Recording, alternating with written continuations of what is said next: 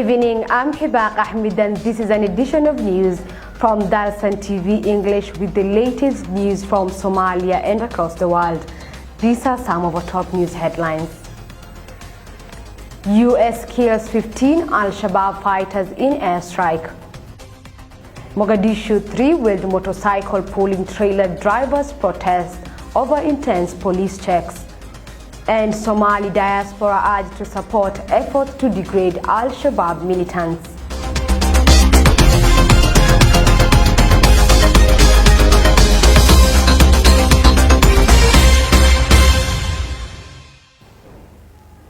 Welcome to the broadcast. Protesters in Mogadishu have decried police harassment and restrictions of movement of 3-wheeled motorcycles pulling trailers in the capital. The protesters have urged the government to allow them to operate in order to fend for their families.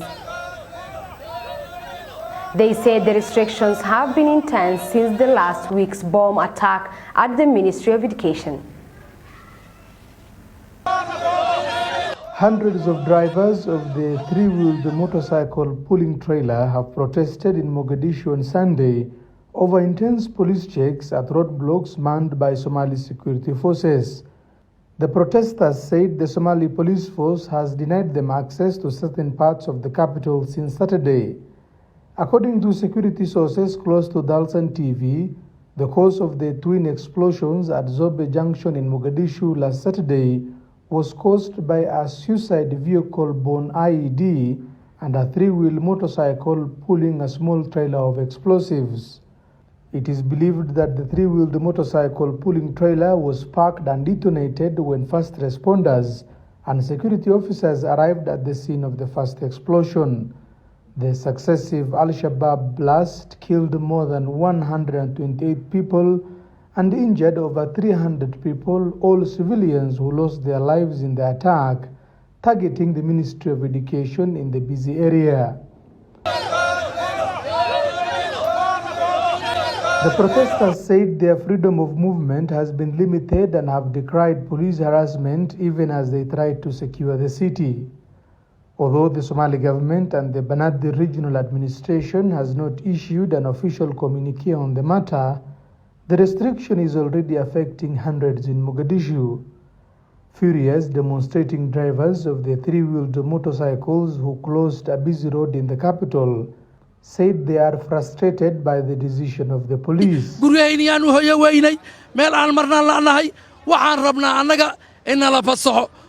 said by limiting their movement within Mogadishu, their families will go hungry in the midst of a hard economy coupled by local and international factors. Our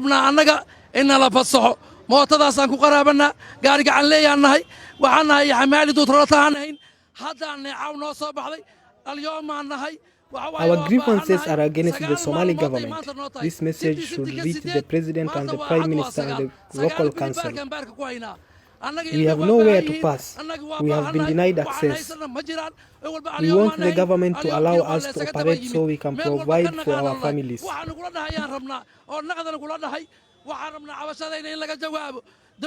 The last few years, motorist rickshaws have virtually monopolized the public conveyance in the city because of their mobility and the fact that Mogadishu's major roads have been closed by government soldiers to prevent Al-Shabaab car bombs. Over the last 3 years, security forces have killed more than 20 tuk-tuk drivers in Mogadishu. The United States military says it has carried out an airstrike in support of the Somali government's operation against the Al-Shabaab militant group that has killed some of the group's fighters. The statement by the U.S. Africa Command described the airstrike as being carried out in collective self-defense and at the request of the Somali National Army near the town of Adale in the Middle Shabelle region. In support of the federal government of Somalia's ongoing operations against Al-Shabaab, U.S. Africa Command has confirmed conducting a collective self-defense strike against members of the militant group Al-Shabaab terrorists who are reportedly attacking Somalian National Army Forces positions near Adale on Thursday. At least 15 Al-Shabaab fighters were killed in the airstrike against the Al-Shabaab group in the Middle Shabelle region, where there has been intense fighting between the federal government and members of the militants. In a statement, the U.S. military said Al-Shabaab fighters were attacking Somali military forces in Adale town when the airstrike was conducted. Adale is 220 kilometers, 137 miles north of the capital, Mogadishu. It said the initial assessment is that no civilians were killed. U.S. Africa Command takes great measures to prevent civilian casualties. Protecting civilians remains a vital part of the command's operations to promote a more secure and stable Africa, the statement reads in part. U.S. military said its Africa Command's forces will continue training, advising and equipping partner forces to give them the tools that they need to degrade Al-Shabaab. U.S. Africa Command will continue to assess the results of the operation and will provide additional information as appropriate. Specific details about the units involved and assets used will not be released in order to ensure operation security, the U.S. military said. The airstrikes have been helpful in the fight against the insurgent group, which has about 7,000 armed men fighting for their cause. The group has carried out numerous attacks, including double-car bomb attacks last week, targeting the headquarters of the Ministry of Education in Mogadishu. Somali soldiers are aided by the locals who are collaborating with the federal government of Somalia to flush out members of the militants from the area. The airstrikes killed and injured a large number of fighters belonging to the militant group still attempting to advance Masjid Gadoud, where they were recently defeated, according to military sources. Military activities are still going on in parts of central and southern Somalia, where members of the Somali National Army, with the support of the local militia, are fighting to remove Al-Shabaab from villages and towns in Middle Shabelle. Doctors and medical staff sent by the government of Djibouti to respond to victims of Mogadishu bomb attacks have been received by the Prime Minister of the federal government of Somalia. The team has been helping hundreds wounded in the attack who required specialized and further treatment. Other victims of the attack who received critical injuries have been airlifted to Saudi Arabia and Turkey. Somali Prime Minister Hamza Abdi Bare has commended the government of Djibouti for providing assistance to Mogadishu, struck by double-car bomb attacks last Saturday. The Premier received a delegation of medical staff sent by the government of Djibouti to assist victims of the attack near the offices of the Federal Ministry of Education. Meeting the team, Hamza Bare pointed out that this aid and support will promote the deep relationship between the two countries and to strengthen the strong pillars of culture and brotherhood between the two peoples. Djibouti way kala duwan tahay, all forms way ku timid dhinac kasta. Waxay timid ayadoo siyaasadeed iyo dib u heshiisiin, formkaas ayadoo wata way timid. Waxay timid ayadoo dhiig la isu daadinayo oo hiil walaal. Meeting the team, Hamza Bare pointed out that this aid and support will promote the deep relationship between the two countries and to strengthen the strong pillars of culture and brotherhood between the two peoples. The Djibouti government said it is committed to supporting the government and the Somali people in this critical time dealing with the disaster. The Ministry of Health dispatched medical aid and a team of doctors to Mogadishu, the capital of Somalia, where the local hospital is coping with more than 140 wounds admitted. The successive Al-Shabaab blasts killed more than 128 people and injured over 300 people, all civilians who lost their lives in the attack targeting the Ministry of Education in the busy area.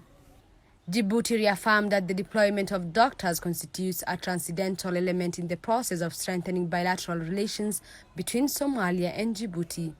The group of specialists reiterated their commitment to fulfilling their task and consequently contribute to improving the health conditions of the victims of the attack. Djibouti is a close sisterly country that has been helping Somalia since 2000, when it hosted a peace conference in Atta City that produced the first transitional government since the collapse of the military regime in 1991.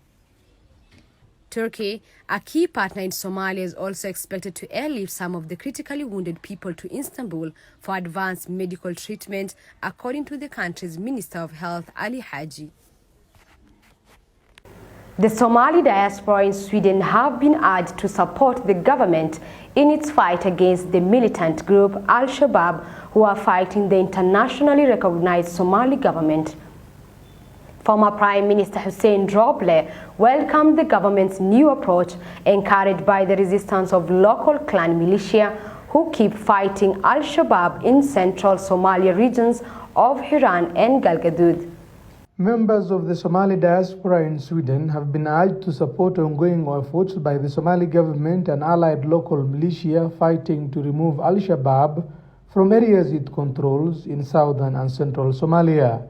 Former Prime Minister of the federal government of Somalia, Hussein Roble, who met members of the diaspora in Sweden, said the Somali government has recorded success in operations targeting the group. Mr. Roble said unless all Somalis are liberated from the hands of the combatant, the country will continue to suffer, putting millions at risk. Mr.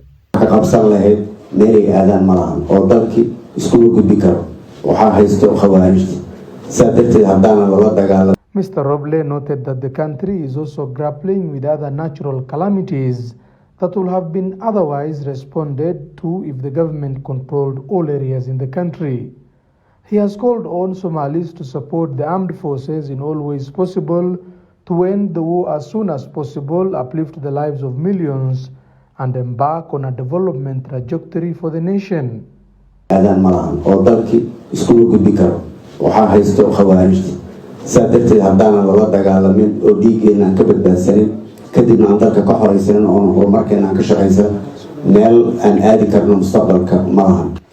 people in Al-Shabaab controlled areas have nowhere to go. You cannot move freely since the group has cut all the supplies routes. If we do not fight this group, save our lives, liberate ourselves and foster a development plan, we will be under their control and there will be no future. The Somali National Armed Forces have conducted recently successful operations in Abore, Yasoman, Bo'o and Senqado in Hiran and Galgaduud regions, where members of the militant have been heavily defeated according to the Somali government.